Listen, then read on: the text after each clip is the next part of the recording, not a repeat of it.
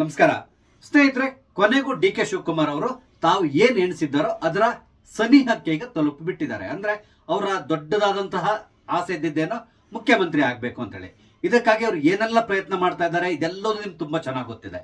ಈಗ ಕೊನೆಗೂ ಅದರಲ್ಲಿ ಅವರು ಯಶಸ್ಸನ್ನ ಗಳಿಸಿದ ರೀತಿಯಲ್ಲಿ ಕಾಣಿಸ್ತಾ ಇದೆ. ಹಾಗಾದ್ರೆ ಏನ್ ನಡೀತಾ ಇದೆ ಇದೆಲ್ಲೋದ್ರ ಬಗ್ಗೆ ನಿಮ್ ಜೊತೆಗೆ ಮಾತಾಡ್ತೇನೆ.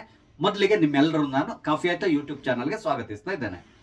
ಸ್ನೇಹಿತರೆ, ಡಿ ಕೆ ಶಿವಕುಮಾರ್ ಅವರು ಮುಖ್ಯಮಂತ್ರಿ ಆಗ್ಲೇಬೇಕು ಅಂತ ಪ್ರಯತ್ನ ಪಡ್ತಾ ಇರೋದು ಎಲ್ಲರೂ ನಿಮ್ಗೆ ಗೊತ್ತಿರುವಂತಹದ್ದು. ಆದ್ರೆ ಅವ್ರನ್ನ ಶತಾಯಗತಾಯ ಮುಖ್ಯಮಂತ್ರಿ ಪದವಿಯಿಂದ ವಂಚಿಸಲೇಬೇಕು ಅಂತೇಳಿ ಹೇಳಿ ಸಿದ್ದರಾಮಯ್ಯ ಮತ್ತೆ ಅವರ ಗ್ಯಾಂಗ್, ಅಂದ್ರೆ ಸಿದ್ದರಾಮಯ್ಯ ಅವ್ರು ನೇರವಾಗಿ ಬರ್ಲಿಕ್ಕೆ ಆಗಲ್ಲ, ಹಾಗಾಗಿ ಏನ್ ಮಾಡ್ತಾ ಇದ್ರು, ಅವರು ತಮ್ಮ ಪಟಲಂನಲ್ಲಿ ಒಬ್ರೊಬ್ರನ್ನೇ ಮುಂದ್ಗಡೆ ಕಳಿಸ್ತಾ ಇದ್ರು. ಅವ್ರು ಹೋಗೋಗಿ ಒಂದೊಂದು ಹೇಳಿಕೆಯನ್ನು ಕೊಡ್ತಾ ಇದ್ರು. ಈ ಮುಖಾಂತರ ಡಿ ಕೆ ಶಿವಕುಮಾರ್ ಅವರಿಗೆ ತಡೆಯೊಡ್ತಾನೆ ಬಂದಿದ್ರು. ಇದರಿಂದಾಗಿ ಒಂದ್ ರೀತಿಯಾಗಿ ಡೆಸ್ಪರೇಟ್ ಆಗ್ಬಿಟ್ಟಿದ್ರು ಡಿ ಕೆ ಶಿವಕುಮಾರ್. ಯಾಕೆಂದ್ರೆ ಮೊದಲ ಡಿಮಾಂಡ್ ಆಗಿತ್ತು ನನ್ನನ್ನೇ ಈ ಬಾರಿ ಮುಖ್ಯಮಂತ್ರಿ ಮಾಡಬೇಕು ಅಂತೇಳಿ, ಅಂದ್ರೆ ಚುನಾವಣೆಯಲ್ಲಿ ಗೆದ್ದ ಸಂದರ್ಭದಲ್ಲಿ. ಆದ್ರೆ ಸಿದ್ದರಾಮಯ್ಯನವರು ತಮ್ಮ ಪಟ್ಟನ್ನು ಸಡಿಲಿಸಲಿಲ್ಲ. ನಾನೇ ಮುಖ್ಯಮಂತ್ರಿ ಆಗ್ಬೇಕು ಅಂತೇಳಿ ಹಠ ಹಿಡಿದು ಕೂತ್ರು. ಕೊನೆಗೆ ಏನೋ ಒಂದು ಅಗ್ರಿಮೆಂಟ್ ಅಂತ ಮಾಡ್ಕೊಂಡು 50-50 ಈ ರೀತಿಯಲ್ಲಿ ಅಗ್ರಿಮೆಂಟ್ ಮಾಡ್ಕೊಂಡು ಇವ್ರನ್ನ ಮುಖ್ಯಮಂತ್ರಿ ಮಾಡಿದ್ರು. ಡಿ ಕೆ ಶಿವಕುಮಾರ್ನ ಒಪ್ಸಿದ್ರು ಕೂಡ ಹೈಕಮಾಂಡ್ ಅವರು. ನೀವು 2.5 ವರ್ಷ ಆದ್ಮೇಲೆ ನಿಮ್ಮನ್ನು ಮುಖ್ಯಮಂತ್ರಿ ಮಾಡ್ತೇವೆ ಅಂತಕೊಂಡು ಹೇಳಿದ್ರು. ಆದ್ರೆ ಸಿದ್ದರಾಮಯ್ಯನವರು ಸುಮ್ಮನೆ ಕೂತ್ಕೊಳ್ಳಿಲ್ಲ. ನಿಧಾನವಾಗಿ ಒಬ್ಬರೊಬ್ಬರ ಹತ್ರನೇ ಹೇಳಿಸ್ಲಿಕ್ಕೆ ಶುರು ಮಾಡಿದ್ರು. ಸಿದ್ದರಾಮಯ್ಯನವರೇ 5 ವರ್ಷ ಮುಖ್ಯಮಂತ್ರಿ ಆಗ್ತಾರೆ ಅಂತ ಹೇಳಿಸ್ಲಿಕ್ಕೆ ಶುರು ಮಾಡಿದ್ರು. ಇದೆಲ್ಲ ಹಳೆ ಕಥೆಗಳು. ಈಗ ಏನಾಯ್ತು, ಒಂದ್ ರೀತಿಯಾದಂತಹ ನಿರ್ಣಾಯಕ ಘಟ್ಟಕ್ಕೆ ಡಿ ಕೆ ಶಿವಕುಮಾರ್ ಅವರು ತಲುಪಿಬಿಟ್ಟಿದ್ದಾರೆ. ಶತಾಯಗತಾಯ ನಾನು ಮುಖ್ಯಮಂತ್ರಿ ಆಗ್ಲೇಬೇಕು, ಬಿಡೋದಿಲ್ಲ, ಅದು ಈ ಟರ್ಮ್ ನಲ್ಲೇ ಆಗ್ಬೇಕು, ಅದು ಕೂಡ ಬಿಫೋರ್ ಡಿಸೆಂಬರ್ ಆಗ್ಲೇಬೇಕು ಅಂತ ಹಠ ಹಿಡಿದು ಕೂತ್ಕೊಂಡ್ಬಿಟ್ರು. ಆದ್ರೆ ಅದಕ್ಕೆ ಹೈಕಮಾಂಡ್ ಬೇರೆ ರೀತಿಯಾದಂತಹ ಒಂದು ಸ್ವಲ್ಪ ನೆಗೆಟಿವ್ ಉತ್ತರ ಇವ್ರಿಗೆ ಕೊಟ್ಕೊಂತ ಹೋಯ್ತು. ಆಗ ಅವ್ರು ಹಿಡಿದಂತ ದಾರಿ, ನಾನು ಹಿಂದುತ್ವದ ಕಡೆ ವಾಲ್ತಾ ಇದ್ದೇನೆ ಅಥವಾ ಬಿಜೆಪಿ ಕಡೆ ನಾನು ವಾಲ್ತಾ ಇದ್ದೇನೆ, ಈ ರೀತಿಯಾಗಿ ತೋರಿಸ್ಕೊಳ್ಳಿಕ್ಕೆ ಅವರು ಆ ಸಂದರ್ಭದಲ್ಲಿ ಸಿಕ್ಕಂತ ಕೆಲವೊಂದು ಅವಕಾಶಗಳನ್ನು ಉಪಯೋಗಿಸ್ಕೊಂಡು ನಾನು ಬಿಜೆಪಿ ಕಡೆ ಹೋಗ್ತಾ ಇದ್ದೇನೆ ಅಂತ ತೋರಿಸ್ಕೊಂಡು ಹೊರಟರು. ಆಗ ಏನಾಯ್ತು, ಹೈಕಮಾಂಡ್ ಕೂಡ ಸ್ವಲ್ಪ ಭಯ ಪ್ರಾರಂಭ ಆಯ್ತು. ಇದಕ್ಕೆ ಮುಖ್ಯ ಕಾರಣ ಏನು ಅಂತ ಹೇಳಿದ್ರೆ, ಕರ್ನಾಟಕದಲ್ಲಿ ಡಿ ಕೆ ಶಿವಕುಮಾರ್ ಅವ್ರನ್ನ ಒಂದ್ ವೇಳೆ ಕಾಂಗ್ರೆಸ್ ಕಳ್ಕೊಂಡ್ರೆ ಕಾಂಗ್ರೆಸ್ ನಿರ್ನಾಮ ಆಗೋದಂತೂ ಗ್ಯಾರಂಟಿ. ಯಾಕೆಂದ್ರೆ ಸಿದ್ದರಾಮಯ್ಯನವ್ರ ಜೊತೆಗೆ ಹಲವಾರು MLA ಇರ್ಬೋದು, ಆದ್ರೆ ಡಿ ಕೆ ಶಿವಕುಮಾರ್ ಅಂತಹ ನಾಯಕನ್ನ ಕಳ್ಕೊಳ್ಳಿಕ್ಕೆ ಯಾವುದೇ ಕಾರಣಕ್ಕೆ ಕಾಂಗ್ರೆಸ್ ಹೈಕಮಾಂಡ್ ತಯಾರಿಲ್ಲ. ಹಾಗಾಗಿ ಪುನಃ ಡಿ ಕೆ ಶಿವಕುಮಾರ್ ಅವರ ಪರವಾಗಿ ಕಾಂಗ್ರೆಸ್ ಹೈಕಮಾಂಡ್ ಈಗ ಮಾತಾಡಲಿ ಶುರು ಮಾಡಿದೆ. ಇದಕ್ಕೆ ಮುನ್ನುಡಿ ಅನ್ನೋ ರೀತಿಯಲ್ಲಿ ಮೊನ್ನೆ ವೀರಪ್ಪ ಮೊಯ್ಲಿ ಅವರ ಕಾರ್ಕಳದಲ್ಲಿ ಕೊಟ್ಟಂತಹ ಒಂದು ಹೇಳಿಕೆ ಅಥವಾ ಭಾಷಣ ಮಾಡುವಾಗ ಅವರು ಹೇಳಿರುವಂತಹ ಕೆಲವೊಂದು ಮಾತುಗಳು. ಡಿ ಕೆ ಶಿವಕುಮಾರ್ ಅವರು ಕಾಪುಗೆ ಹೋಗಿದ್ರಲ್ಲಿ ಮಾರಿಯಮ್ಮನ ಗುಡಿ ಬ್ರಹ್ಮಕಲಶೋತ್ಸವ ಇತ್ತು, ಅದನ್ನ ಮುಗಿಸ್ಕೊಂಡು ನಂತರ ಕಾಪುಗೆ ಹೋಗಿದ್ರೆ ಅಲ್ಲಿ ಕಾಂಗ್ರೆಸ್ನ ಒಂದು ಕಾರ್ಯಕ್ರಮ ಇತ್ತು. ಆ ಸಂದರ್ಭದಲ್ಲಿ ವೀರಪ್ಪ ಮೊಯ್ಲಿ ಅವರು ಮಾತಾಡ್ತಾ ಹೇಳಿದ್ರು, ಡಿ ಕೆ ಶಿವಕುಮಾರ್ ಅವರು ಮುಖ್ಯಮಂತ್ರಿ ಆಗೋದು ನಿಶ್ಚಿತ ಅಂತೇಳಿ ಹೇಳಿದ್ರು. ಇದನ್ನ ಯಾರ ಕೈಯಿಂದನೂ ತಡೆಯಲಿಕ್ಕೆ ಸಾಧ್ಯ ಇಲ್ಲ, ಇದು ಈಗಾಗಲೇ ಡಿಸೈಡ್ ಆಗಿರುವಂತಹ ವಿಷಯ, ಇದ್ರ ಬಗ್ಗೆ ಯಾರು ತಲೆ ಕೆಡಿಸ್ಕೊಳ್ಳುವಂತಹ ಪ್ರಮೇಯ ಇಲ್ಲ ಅಂತ ಹೇಳ್ಕೊಂಡು ಹೇಳಿದ್ರು. ಯಾವಾಗ ಈ ರೀತಿಯಾಗಿ ಅವ್ರು ಹೇಳಿದ್ರು, ರಾಜಕೀಯ ವಲಯದಲ್ಲಿ ಒಂದ್ ರೀತಿಯಾದಂತಹ ತಲ್ಲಣ ಪ್ರಾರಂಭ ಆಯ್ತು. ಕೆಲವರು ಏನ್ ಮಾತಾಡ್ಲಿಕ್ಕೆ ಶುರು ಮಾಡಿದ್ರು ಅಂತ ಹೇಳಿದ್ರೆ, ವೀರಪ್ಪ ಮೊಯ್ಲಿ ಮತ್ತೆ ಸಿದ್ದರಾಮಯ್ಯನವರ ಮಧ್ಯೆ ಅಷ್ಟೊಂದು ಸಂಬಂಧ ಉತ್ತಮವಾಗಿಲ್ಲ. ಅದಕ್ಕೆ ಮುಖ್ಯ ಕಾರಣ, ಕಳೆದ ವರ್ಷ ನಡೆದಂತಹ ಪಾರ್ಲಿಮೆಂಟ್ ಚುನಾವಣೆ ಸಂದರ್ಭದಲ್ಲಿ ಚಿಕ್ಕಬಳ್ಳಾಪುರದಿಂದ ವೀರಪ್ಪ ಮೊಯ್ಲಿ ಅವರು ಟಿಕೆಟ್ ಆಕಾಂಕ್ಷಿ ಆಗಿದ್ರು. ಆದ್ರೆ ಹೈಕಮಾಂಡ್ ಒತ್ತಡ ಹಾಕಿ ವೀರಪ್ಪ ಮೊಯ್ಲಿ ಅವರು ಟಿಕೆಟ್ ಸಿಗದೇ ಇರೋ ರೀತಿಯಲ್ಲಿ ನೋಡ್ಕೊಂಡವರು ಸಿದ್ದರಾಮಯ್ಯನವರು. ಇದು ವೀರಪ್ಪ ಮೊಯ್ಲಿ ಅವರು ತುಂಬಾ ಚೆನ್ನಾಗಿ ಗೊತ್ತಿದೆ. ಆದ್ರಿಂದ ವೀರಪ್ಪ ಮೊಯ್ಲಿ ಅವರು ಕೂಡ ಅಷ್ಟೇ, ಸಿದ್ದರಾಮಯ್ಯನವರು ಇಲ್ಲಿ ಮುಖ್ಯಮಂತ್ರಿಯಾಗಿ ಮುಂದುವರಿಯೋದು ಅವರಿಗೂ ಕೂಡ ಇಷ್ಟ ಇಲ್ಲ. ಆದ್ರಿಂದ ಈ ರೀತಿಯಾಗಿ ಒಂದು ಮಾತನ್ನು ಅವ್ರು ಹೇಳಿಬಿಟ್ರು. ಯಾವಾಗ ಈ ಮಾತನ್ನ ಹೇಳಿದ್ರು, ಆಗ ವೇದಿಕೆಯಲ್ಲೇ ಇದ್ದಂತಹ ಡಿ ಕೆ ಶಿವಕುಮಾರ್ ಅವರು ಕೂಡ ನಸು ನಗ್ತಾ ಇದ್ರು. ಒಮ್ಮೆ ಈ ರೀತಿಯಾದಂತಹ ಹೇಳಿಕೆ ಕೊಟ್ಟ ತಕ್ಷಣ ರಾಜಕೀಯ ವಲಯದಲ್ಲಿ ಮಾತುಗಳು ಶುರುವಾಯಿತು. ಅಂದ್ರೆ ಬಹುಶಃ ಈ ವರ್ಷದ ಕೊನೆ ಒಳಗಡೆ ಡಿ ಕೆ ಶಿವಕುಮಾರ್ ಅವರು ಮುಖ್ಯಮಂತ್ರಿ ಆಗ್ತಾರೆ, ಈ ರೀತಿಯಾಗಿ ಮಾತುಕತೆಗಳು ಪ್ರಾರಂಭ ಆಯ್ತು. ಆದ್ರೆ ಸಿದ್ದರಾಮಯ್ಯನವರ ಪಟಲಂ ಯಾವ ರೀತಿಯಾದಂತಹ ಪ್ರತಿಕ್ರಿಯೆ ಕೊಡಬಹುದು ಅನ್ನುವ ಒಂದು ಕುತೂಹಲ ಎಲ್ರಿಗೂ ಇತ್ತು. ಇದಕ್ಕೆ ಸಂಬಂಧಪಟ್ಟಂತೆ ನಿನ್ನೆ KN ರಾಜಣ್ಣ ಅವ್ರನ್ನ ಪತ್ರಕರ್ತರು ಪ್ರಶ್ನೆ ಮಾಡಿದ್ರು. ಏನ್ ಸ್ವಾಮಿ ಈ ರೀತಿ ಹೇಳ್ತಾ ಇದಾರಲ್ಲ, ಡಿ ಕೆ ಶಿವಕುಮಾರ್ ಮುಂದಿನ ಮುಖ್ಯಮಂತ್ರಿ ಅಂತ ಹೇಳ್ತಾ ಇದ್ದಾರಲ್ಲ, ಅಂದ್ರೆ ಈ ಟರ್ನ್ ಅಲ್ಲಿ ಆಗ್ತಾರಂತಲ್ಲ ಅಂತೇಳಿ ಹೇಳಿದ್ದಕ್ಕೆ ಅವ್ರು ನೇರವಾಗಿ ಹೇಳಿದ್ರು, ಇಲ್ಲ ಅದೆಲ್ಲ ಹೈಕಮಾಂಡ್ ನಿರ್ಧಾರ ಮಾಡ್ತದೆ, ಅದ್ರ ಬಗ್ಗೆ ನಾನೇನು ಹೇಳಲ್ಲ ಅಂತೇಳಿ ಹೇಳಿದ್ರು. ಆಗ ಅವ್ರ ಧ್ವನಿ ಕೂಡ ತುಂಬಾ ಸಾಫ್ಟ್ ಆಗಿತ್ತು. ಅದಕ್ಕೆ ಯಾರು ಪತ್ರಕರ್ತರು ಕೇಳಿದ್ರು, ಏನ್ ಸರ್ ನಿಮ್ಮ ಧ್ವನಿ ಸ್ವಲ್ಪ ಡಿಫ್ರೆಂಟ್ ಆಗಿದೆಯಲ್ಲ ಇವತ್ತು ಅಂತೇಳಿ ಕೇಳಿದ್ರು. ಅದಕ್ಕೆ ಅವ್ರು ಹೇಳಿದ್ರು, ಇಲ್ಲ ಸ್ವಲ್ಪ ನೆಗಡಿ ಆಗಿದೆ, ಹಾಗಾಗಿ ಸ್ವರ ಚೇಂಜ್ ಆಗಿದೆ ಅಂತೇಳಿ ಹೇಳಿ ನುಣಿಸ್ಕೊಂಡ್ರು ಅಲ್ಲಿಂದ.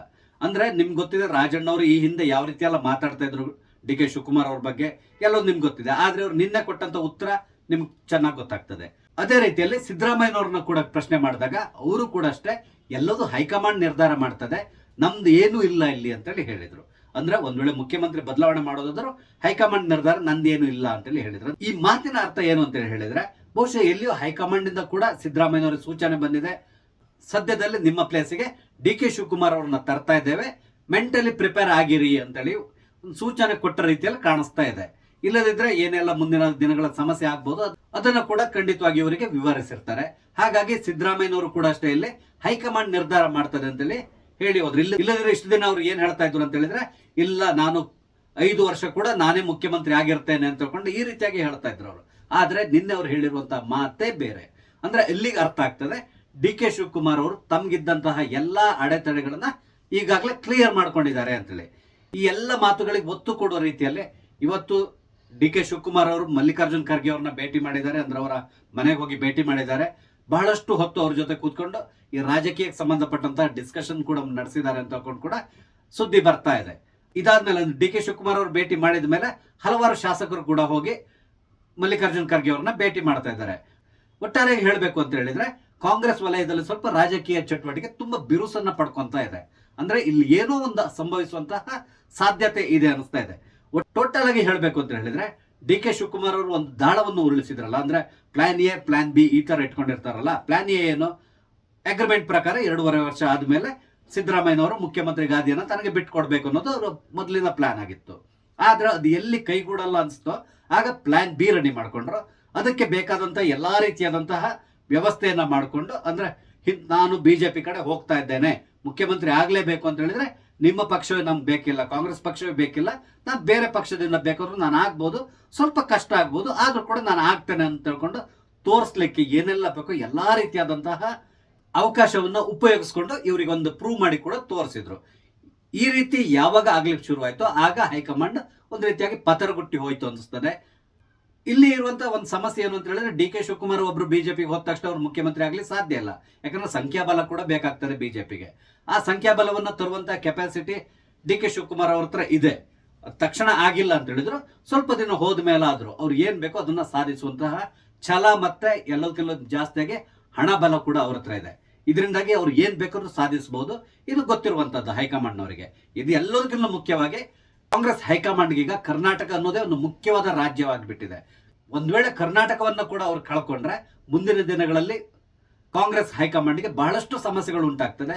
ಆದ್ರಿಂದಾಗಿ ಅವರಿಗೆ ಶತಾಯಗತಾಯ ಕರ್ನಾಟಕದಲ್ಲಿ ಕಾಂಗ್ರೆಸ್ ಪಕ್ಷವನ್ನು ಉಳಿಸ್ಕೋಬೇಕು, ಅದೇ ರೀತಿಯಲ್ಲಿ ಕಾಂಗ್ರೆಸ್ ಅಧಿಕಾರದಲ್ಲಿ ಇರೋ ರೀತಿಯಲ್ಲೇ ನೋಡ್ಕೋಬೇಕು. ಅದಕ್ಕಾಗಿ ಸದ್ಯದ ಮಟ್ಟಿಗೆ ಡಿ ಕೆ ಶಿವಕುಮಾರ್ ಅವ್ರ ಜೊತೆಗೆ ಒಂದು ರೀತಿಯಾಗಿ ಕಾಂಪ್ರಮೈಸ್ ಮಾಡಿಕೊಂಡು, ಅದೇ ರೀತಿಯಲ್ಲಿ ಸಿದ್ದರಾಮಯ್ಯ ಮತ್ತು ಅವರ ಪಟಾಲಂನ ಕೂಡ ಸಮಾಧಾನ ಪಡಿಸಿ ವಸ್ತುಸ್ಥಿತಿಯನ್ನ ಬಹುಶಃ ವಿವರಿಸಿ ಅವ್ರನ್ನ ಕನ್ವಿನ್ಸ್ ಮಾಡಿಸಿದ್ದಾರೆ ಅನಿಸ್ತಾ ಇದೆ. ನೋಡೋಣ, ಇನ್ನೂ ಕೂಡ ಒಂದು 5-6 ತಿಂಗಳು ಟೈಮ್ ಇದೆ ನಮ್ಗೆ. ಅಷ್ಟರೊಳಗಡೆ ಏನೆಲ್ಲ ಆಗ್ತದೆ ಎಲ್ಲದನ್ನು ನಾವು ಅಬ್ಸರ್ವ್ ಮಾಡ್ತಾ ಇರ್ಬೋದು.